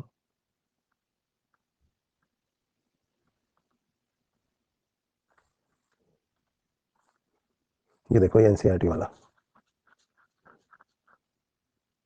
पर एनसीईआरटी में बहुत बेसिक तरीके से बनाया, तो मैं पहले बना देता हूँ, फिर समझाऊंगा ये। तो अभी क्या होता है, ये इनफंडिबुलम समझ में आया आपको? ये एरिया इनफंडिबुलम है, तो मैं इसको हटा रहा हूँ। यहाँ पर इनफंडिबुलम है, आप लोग समझ गए, यहाँ पर है ना। तो एक तो आप देखो कि है ना, कुछ न्यूरो सेक्रेटरी सेल्स तो ये यहाँ पर है, जिनके नीचे वाले एंड्स हार्मोन सिक्रेट करते हैं, और ये हार्मोन फिर ब्लड के साथ बहते हुए पिट्यूटरी में आ जाते हैं, यहाँ से यहाँ एंटीरियर पिट्यूटरी में। ये हार्मोन्स जो एंटीरियर पिट्यूटरी में आ रहे हैं ना, ये दो तरह के होते हैं। कौन कौन से दो तरह के? रिलीजिंग हार्मोन्स और इनहिबिटरी हार्मोन्स, आरएच और आईएच। आरएच का काम स्टिमुलेट करना, आईएच का काम डिक्रीज करना। तो ये हार्मोन यहाँ पे रिलीज हो जाते हैं इसमें, और ये देखिए तैरते तैरते ये हार्मोन इधर आ रहे हैं। रिलीजिंग भी है और कुछ इनहिबिटरी भी है। तो आरएच और आईएच दो किस्म के हार्मोन तो इधर से आ रहे हैं। ठीक। फिर कुछ न्यूरो सेक्रेटरी सेल्स बड़े लंबे लंबे होते हैं, ये देखो जो इधर है यहाँ।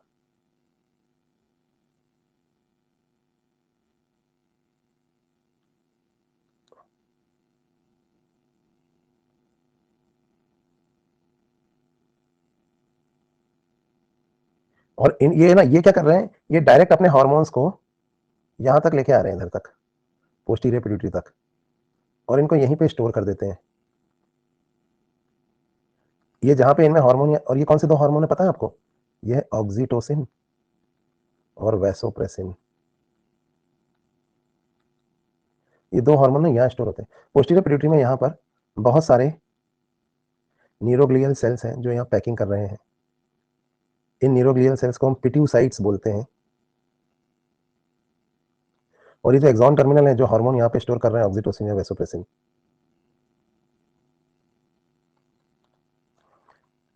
इनको, एक सेकेंड ना, मैं थोड़ा सा अपलोड कर लूँ। पीछे वाले हिस्से में जो ये हार्मोन लाके स्टोर कर रहे हैं,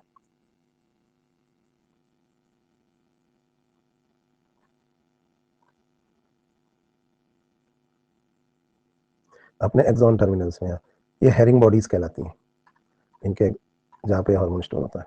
वैसोप्रेसिन मतलब समझे? वैसोप्रेसिन मतलब एडीएच। तो ये एक्सॉन टर्मिनल्स, ये हैरिंग बॉडीज कहलाती हैं जहां पे ये हार्मोन स्टोर होते हैं। तो इनफंडिबुलम के आगे वाले हिस्से में तो पोर्टल वेन है और पीछे वाले हिस्से में न्यूरॉन खुद आ रहे हैं, लंबे लंबे एक्सॉन है इनकी, और ये सभी न्यूरॉन न्यूरोसेक्रेटरी सेल्स ही हैं। तो एडीएच और ऑक्सीटोसिन, ये जो दो हार्मोन है ना, ये हाइपोथैलेमस बनाता है, लेकिन सिक्रीट कौन करता है इनको, मतलब स्टोर कौन करता है, पिट्यूटरी, और इनके एक्सॉन टर्मिनल्स में इस तरफ ये स्टोर रहते हैं, ऑक्सीटोसिन और एडीएच नाम के हार्मोन। ठीक है, तो अब हम ना न्यूरो हार्मोन्स के बारे में पढ़ेंगे सबसे पहले, जो कि हाइपोथैलेमस से रिलीज होते हैं, आरएच और आईएच। पीछे वाले दो तो आपको बाद में पढ़ाऊंगा, ऑक्सीटोसिन और एडीएच। ठीक है, तो पीछे वाले में तो तस्मिया जी थैंक यू बोल दीजिए आपके पापा को हमारी तरफ से। तो अब हम पीछे वाले हिस्से के हार्मोन अलग है, आगे वाले के अलग है। ठीक है, अब ये आगे वाले जो हार्मोन है ना, आरएच और आईएच, पहले इनके बारे में हम बात करते हैं, क्योंकि पोस्टीरियर पिट्यूटरी तो डायरेक्टली न्यूरल रेगुलेशन में आ गया है। तो ये आरएच और आईएच हार्मोन्स जो हैं, ये बहुत सारे हैं, एनसीईआरटी में थोड़े से ही दिए, पर हम इनको सारों को पढ़ेंगे जितने भी हैं ये। तो एक बार हाइपोथैलेमस के हार्मोन्स के बारे में बात करते हैं।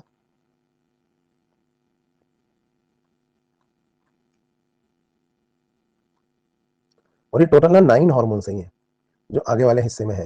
एनसीईआरटी ने बस 2-3 बता के छोड़ दिए हैं और एग्जांपल के लिए, पर हम इसको पूरे 9 के 9 नाम जो है वो हमें याद होने चाहिए, हम पढ़ेंगे उनको। देखो, कुछ बेसिक बातें जो हम पढ़ चुके हैं, पहले इनको अंडरलाइन कर लेते हैं। हाइपोथैलेमस डायंसेफेलॉन का बेसल पार्ट होता है। ठीक है, ये रेगुलेट करता है बहुत से wide spectrum of body functions को। इसमें several groups of neurosecretory cells होते हैं, और आपको अच्छे से पता है इन सेल्स को हम न्यूक्लियाई बोलते हैं। न्यूक्लियाई क्यों बोलते हैं, क्योंकि सेंट्रल नर्वस सिस्टम के अंदर है ना ये, बाहर तो फिर गैंग्लिया कलर लग जाएंगे नहीं तो। अच्छा, ये जो हार्मोन होते हैं, ये हार्मोन सिंथेसिस और सिक्रेशन पिट्यूटरी हार्मोन्स का रेगुलेट करते हैं। अब ये हार्मोन दो टाइप के होते हैं। कौन से दो टाइप के, एक तो होते हैं रिलीजिंग हार्मोन्स यानी कि आरएच, और दूसरे होते हैं इनहिबिटरी हार्मोन यानी आईएच। तो अब हम इन 9 के 9 हार्मोनों के नाम पढ़ लेते हैं, रिलीजिंग और इनहिबिटरी कौन कौन से हैं। चलिए, आरएच और आईएच जो है इनको हम यहाँ पे देखते हैं। तो हाइपोथैलेमस के हार्मोन्स की हम एक टेबल बना रहे हैं यहाँ।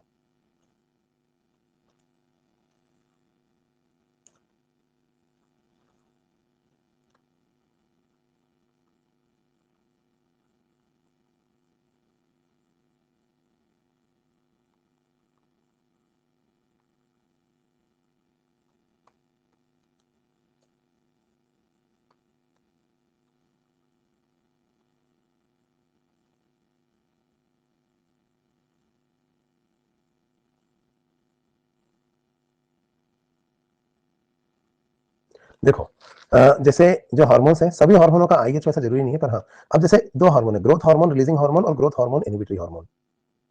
आप कहेंगे ये क्या करते हैं, तो इसको मैं इधर समझाता हूँ। देखो, हम यहाँ पे सपोज हाइपोथैलेमस और एंटीरियर पिट्यूटरी को ले लेते हैं। ये ऊपर यहाँ पे ये हाइपोथैलेमस है,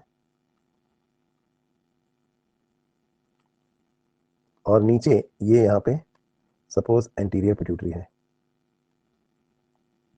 पोस्टीरियर पिट्यूटरी की हम यहाँ पे बात नहीं कर रहे हैं। और इसके नीचे फिर अलग अलग किस्म के एंडोक्राइन ग्लैंड्स हैं, जैसे आपको पता है, एक एंडोक्राइन ग्लैंड है थायराइड, है ना, एक और एंडोक्राइन ग्लैंड है एड्रिनल,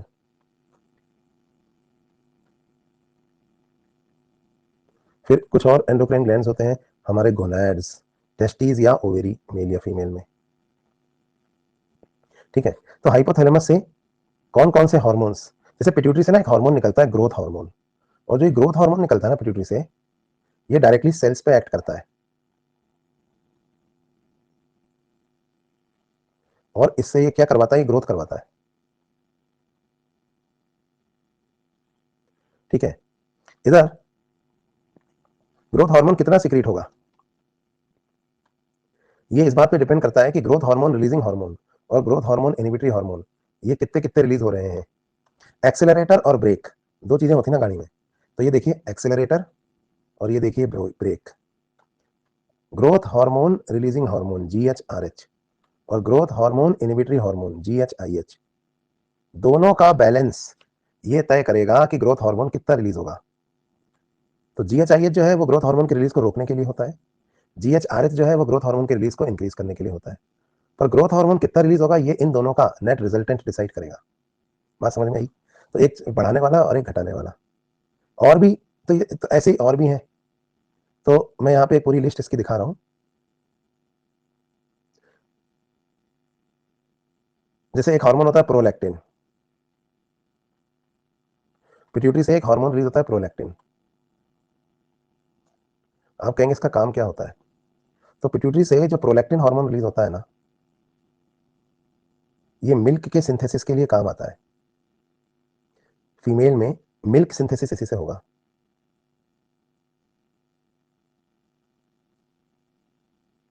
मेल में क्या करता है बाद में बताऊंगा। तो अब ये जो प्रोलैक्टिन हार्मोन है ये कितना रिलीज करना है, प्रोलैक्टिन हार्मोन कितना रिलीज करना है, ये दो हार्मोन्स डिसाइड करते हैं जो हाइपोथैलेमस और पिट्यूटरी के बीच में चल रहे हैं। एक है प्रोलैक्टिन रिलीजिंग हार्मोन यानी कि पीआरएच, और दूसरा है प्रोलैक्टिन इनहिबिटरी हार्मोन यानी कि पीआईएच। ये दोनों मिलकर डिसाइड करेंगे कि प्रोलैक्टिन कितना रिलीज होगा। ठीक है। इसी तरह से ये जो एंट्री लोब पिट्यूटरी का पीछे वाला हिस्सा है पार्स इंटरमीडिएटा, इससे भी एक हार्मोन निकलता है, मेलानोसाइट स्टिमुलेटिंग हार्मोन एमएसएच। ये एमएसएच हार्मोन मेलानोसाइट सेलों को स्टिमुलेट करता है जो मेलानिन का सिंथेसिस कराते हैं स्किन में। तो एमएसएच कितना रिलीज होगा ये कौन डिसाइड करता है? एमएसएच कितना रिलीज होता है ये डिसाइड होता है इन दोनों हार्मोनों से। कौन से दो हार्मोन? मेलानोसाइट स्टिमुलेटिंग हार्मोन, देखिए इनके नाम सब यहाँ दिए हुए हैं, रिलीजिंग और inhibitory hormone. Melanocyte releasing hormone यानी एमआरएच, और मेलानोसाइट इनहिबिटरी हार्मोन यानी कि एमआईएच। ये डिसाइड करते हैं कि एमएसएच कितना रिलीज होगा। तो देखो 6 हार्मोन तो यही हो गए यहाँ, 1 2 3 4 5 और 6। 3 और हार्मोन बताता हूँ जो एंटीरियर पिट्यूटरी में आते हैं, है ना। और इनका लेकिन ब्रेक नहीं लगता, एक्सेलरेटर ही होता है सिर्फ इसमें। क्यों ब्रेक क्यों नहीं होता? क्योंकि ये नेगेटिव फीडबैक से कंट्रोल होते हैं। कौन कौन से हैं ये हार्मोन ये भी बताता हूँ। जैसे एक हार्मोन है एसीटीएच, इसको बोलते हैं एड्रीनोकॉर्टिकोट्रॉफिक हार्मोन। एसीटीएच कितना रिलीज होना है ये कौन डिसाइड करता है? एसीटीएच वो हार्मोन है जो पिट्यूटरी रिलीज करता है एड्रिनल पे, ताकि एड्रिनल से कॉर्टिसोल रिलीज हो सके, कॉर्टिसोल हार्मोन रिलीज हो सके।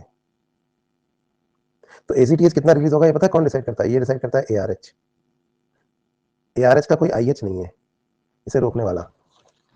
इसी तरह से एक होता है टीआरएच। टीआरएच क्या होता है? ये देखिए एक और हार्मोन है टीआरएच। ये जो टीआरएच हार्मोन है ये एसीटीएच कितना सॉरी टीएसएच कितना रिलीज होगा वो डिसाइड करता है। यहां लिख देता हूं, टीआरएच ये डिसाइड करता है कि पिट्यूटरी से टीएसएच कितना रिलीज होगा। टीएसएच वो हार्मोन है जो थायराइड को स्टिमुलेट करता है क्या सिक्रीट करने के लिए? थायरॉक्सिन।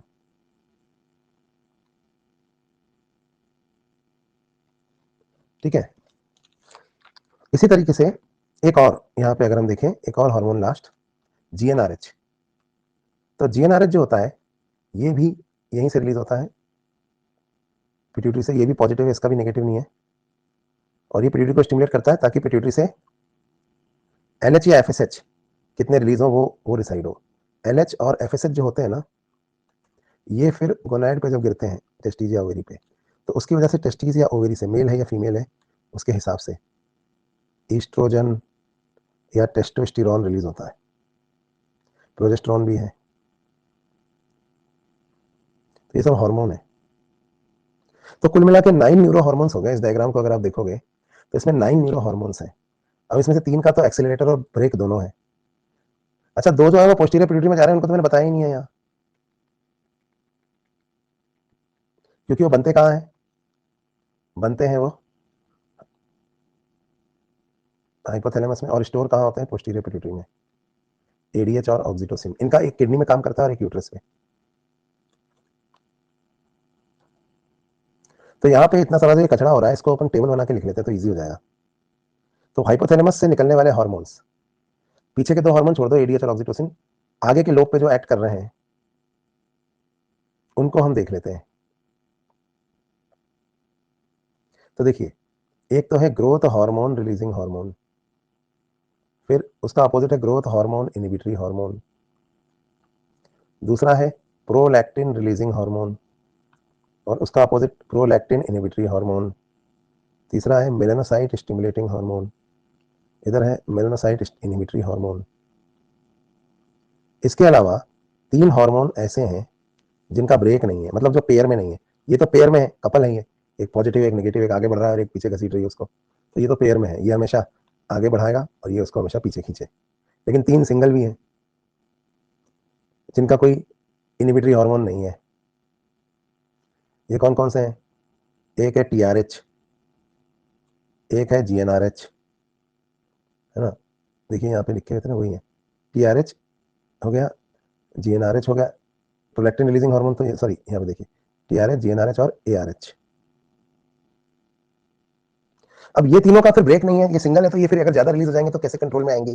इनको कंट्रोल करने का भी कोई तरीका होना चाहिए ना। तो इनका तरीका क्या होता है कि जैसे थायरोक्सिन हार्मोन का लेवल अगर लिमिट में एक एक बहुत ज्यादा हो जाता है, लिमिट से ज्यादा हो जाता है अगर, तो ये चीज फिर ना हाइपोथैलेमस को नेगेटिव फीडबैक देती है कि तुम टीआरएच का रिलीज कम करो। तो टीआरएच कम रिलीज होगा तो टीएसएच भी कम रिलीज होगा, तो थायरोक्सिन का लेवल फिर कम होने लगेगा।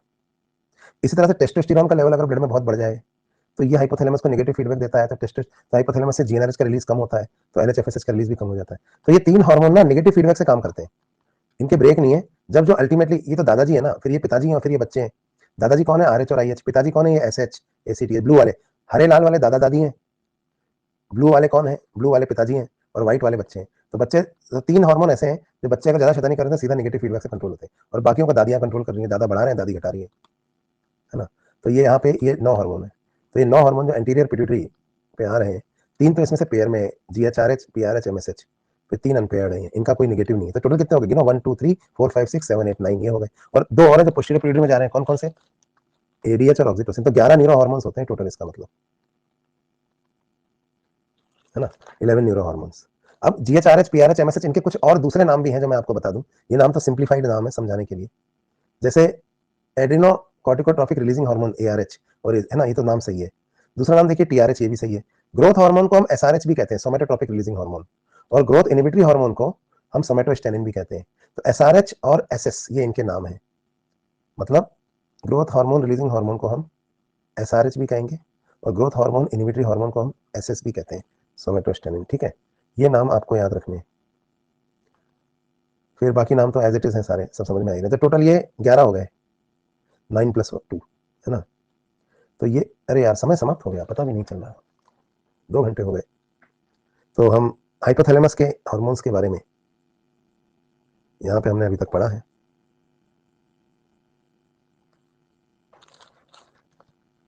जब वक्त का पता नहीं चले तो मतलब आपको मोक्ष मिल रहा है, इतना अच्छा पढ़ रहे हो आप, या आपको पता नहीं चला 2 घंटे कब निकल गए। तो यहाँ पे हम हाइपोथैलेमस और पिट्यूटरी के बारे में बात कर रहे थे, और हमने कुछ हार्मोन्स के बारे में देखा, हाइपोथैलेमिक हार्मोन्स। अब एनसीईआरटी में बस इतना लिखा है, एक जीएनआरएच का एग्जांपल दे दिया है पॉजिटिव हार्मोनों के लिए, और नेगेटिव हार्मोन के नाम पे इन्होंने एसएस का एग्जांपल दे दिया है, बस 2 एग्जांपल दे दिए, जबकि हार्मोन होते हैं 11, इंक बचा ली, पर हमने वो सारे पढ़ लिए हैं। तो चलते चलते लास्ट के, अभी अगली क्लास में ना हम यहीं से पढ़ेंगे, कहाँ से, और हाइपोथैलेमस तो मैंने आपको पढ़ा दिया है, अगली क्लास में हम पिट्यूटरी से पढ़ेंगे। तो आप पिट्यूटरी ग्लैंड पूरा पढ़ के आना अगली क्लास में, एंटीरियर पिट्यूटरी, पोस्टीरियर पिट्यूटरी, है ना। अब पिट्यूटरी वाला वो एनसीईआरटी का डायग्राम देखो, समझ में आ रहा है? देखो आएगा, इन्होंने एक न्यूरॉन इधर बना दिया, एक इधर बना दिया, ये इन्होंने क्या बनाई है यहाँ पे, ये हाइपोफाइसियल पोर्टल वेन बनाई है, देखो, है ना। और पोस्टीरियर पिट्यूटरी को इन्होंने कैसे दिखाया कि ये तो भाई डायरेक्ट कंट्रोल में है, देखो, ये डायरेक्ट कंट्रोल में है पीछे, है ना। और ये न्यूरॉन्स दो तरह के हार्मोन सिक्रेट करते हैं, ये इनफंडिबुलम है। तो आरएच और आईएच तो पोर्टल सर्कुलेशन से आते जाते हैं, और पीछे वाले जो यहाँ आके स्टोर हो रहे हैं वो है एडीएच और ऑक्सीटोसिन। तो बहुत सिंपल सा एक डायग्राम मैंने बना के न्यूरो सिक्रेटरी सेल्स को दिखाया है। बाद में मैं आपको एक बात और बताऊंगा, एक और जगह पे न्यूरो सिक्रेटरी सेल्स होते हैं, पता है कहाँ? हार्मोन सिक्रेट करते हैं वो भी, ब्रेन में नहीं। वो ब्रेन में नहीं होते, खोपड़े में नहीं होते, वो घुटने में नहीं, घुटने की बात नहीं हो रही। ये होता है एडिनल ग्लैंड की मेडुला में, एडिनल मेडुला। कुछ लोग सोचने लगे घुटने में भी होते होंगे, नहीं, खोपड़ी में होते हैं, और इसके अलावा किडनी के ऊपर जो एडिनल ग्लैंड होता है वहां पे होते हैं। अगली क्लास में बताएंगे प्रोलैक्टिन मेल में क्या करता है। ऑक्सीटोसिन अगर फीमेल में ममता के लिए होता है, माँ की ममता, तो ऑक्सीटोसिन और प्रोलैक्टिन मेल में क्या करता है, बाप का।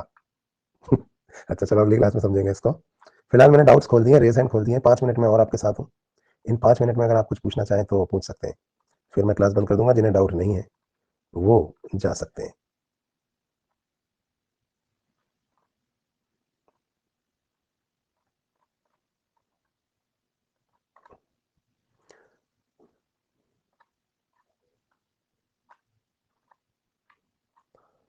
सर हार्मोन स्टोर नहीं हो सकते तो ट्रांसफर कैसे हो सकते हैं डोनर टू रेसिपिएंट? अरे भाई, हार्मोन जो है ना एक्सट्रैक्ट करो और उसको यूज कर लो। स्टोर नहीं हो सकते मतलब कई कई दिनों तक स्टोर नहीं हो सकते, ब्लड में तो उनका कॉन्सेंट्रेशन रहता ही है ना, ब्लड में से निकाल लो। स्टोर मतलब जहां बन रहे हैं वहां स्टोर नहीं हो सकते। फोबिया में ब्रेन का कौन सा पार्ट इफेक्ट होता है? अरे सेरिब्रल, सेरिब्रल कॉर्टेक्स, डर तो वहीं लगेगा ना आपको, हाइपोथैलेमस, फियर सेंटर जो होते हैं वहाँ। सर वो कौन सा हार्मोन है जिससे नींद आती है, ये भी पढ़ाएंगे ना, अभी पढ़ाएंगे पढ़ाएंगे। अगर आपको कोई प्रॉब्लम नहीं है तो आप रात में ही क्लास लो, आफ्टरनून में टेस्ट दे सकते हैं हम। मेरे को कोई प्रॉब्लम नहीं है, मैं रात में भी ले सकता हूँ, लेकिन किसी और टीचर की क्लास होती है इस टाइम, नहीं होती किसी की। चलो देखते हैं रात में कितनी शांति से पढ़ाई होती है। दोपहर वाली क्लास में थोड़ा आप खा पी के बैठे होते हो तो नींद आ रही होती है, भूख मतलब आलस रहता है, तो मज़ा थोड़ा सा कम आता है। वो तो सही है बात। पोल करवाएंगे टाइम का, लेकिन दिन में करवाएंगे, क्योंकि अभी तो रात वाले ज़्यादा होंगे ना। दिन में कराएंगे, और दिन में अगर रात वाले जीते तो सरकार बदलेंगे, नहीं तो क्यों बदले।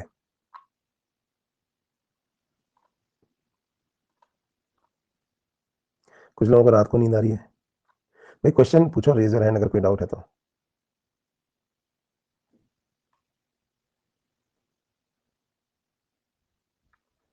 लास्ट टेबल में एमएसएच की जगह एमआरएच होगा, कहीं कुछ गलत लिखा है क्या हमने? देख लेते हैं एक बार।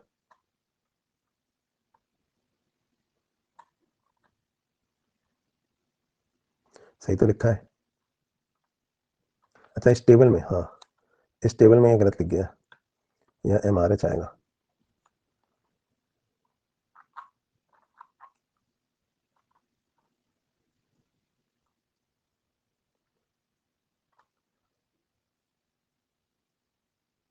अरे भैया डाउट पूछो, डाउट।